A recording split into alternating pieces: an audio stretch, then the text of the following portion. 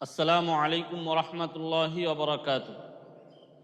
রসুল্লাহ সাল্লাল্লাহু আলাইহি ওয়াসাল্লাম হাদিসের মধ্যে বলেছেন, আল মুমিনু লিল মুমিনি কাল বুনয়ান ইয়াশুদ্দু বা'দাহু বা'দান, যে একজন মুমিন অপর মুমিনের জন্য একটি ইমারত সাদৃশ্য। ইমারতের মধ্যে একটি অংশ অপর অংশটিকে যেভাবে শক্তিশালী করে, মুসলিমরাও একে অন্যের হাতকে একে অন্যকে শক্তিশালী করে।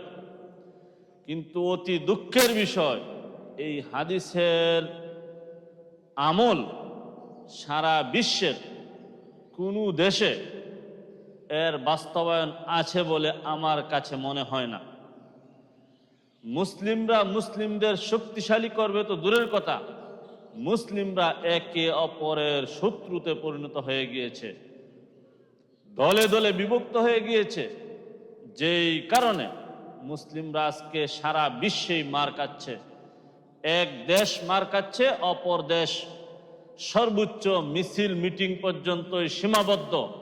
এরপরে আর তাদের কোনো কিছু করার থাকে না। এর একটা মাত্র কারণ, এই হাদিস তারা ভুলে গেছে, এই হাদিস থেকে শিক্ষা তারা নিচ্ছে না।